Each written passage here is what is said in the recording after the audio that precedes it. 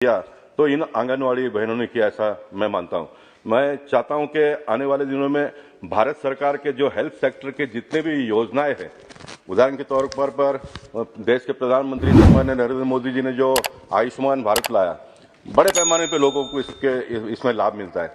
लेकिन 2011 के सेंसर में जिनका नाम दर्ज है उनको इसका लाभ मिलता है, क्योंकि 2011 के बाद में सेंसर हुआ नहीं है। हम सभी सांसद इस बात की मांग करते हैं कि आंगनबाड़ी सहायिका, मिनी सहायिका आशा को लेकर बहुत ही महत्वपूर्ण खबर आ रही है, उनके बारे में बात करेंगे पूरी डिटेल, उनके मानदेय की बढ़ोतरी, उनके साथ साथ क्या है, सब कुछ चर्चा करेंगे। आप सभी बहनें अंत तक जरूर बने रहिएगा। किसी भी बहन ने अगर अभी तक चैनल को नहीं सब्सक्राइब किया ICDS ज्ञान को, तो सब्सक्राइब कर बेल आइकन को दबा लीजिएगा। चलिए शुरू करते हैं, दिखाते हैं क्या है अपडेट। फिर एक बार सेंसर हो ताकि अधिक से अधिक लोग इसमें जुड़ जाए, और सेंसर जब कभी भी हो, मेरा स्वयं का अपना ही मांग है कि सेंसर में कोई भी येलो राशन कार्ड हो या तो फिर जाति के माध्यम से भी जो सारी बातें होती रहती है।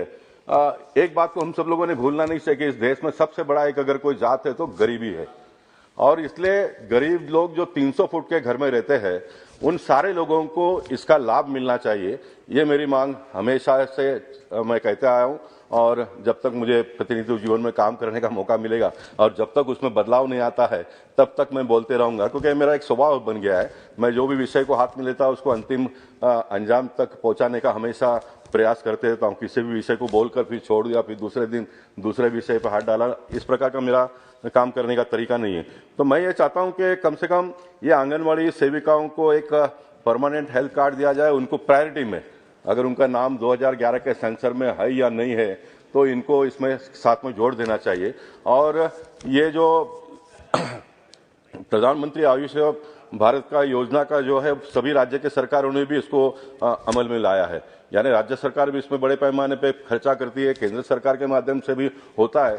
तो और अधिक लोगों को इसमें जोड़ने में कोई दिक्कत है ऐसा मुझे लगता नहीं, क्योंकि अभी भी इसमें बहुत बड़ा एक जगह है ज्यादा लोगों को जोड़ने का।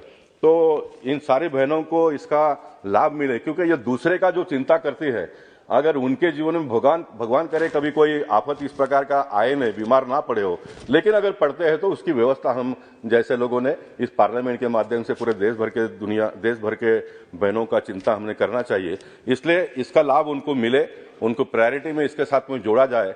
ये भी मैं सम्मान मंत्री महोदय जी यहाँ पर बैठे हैं।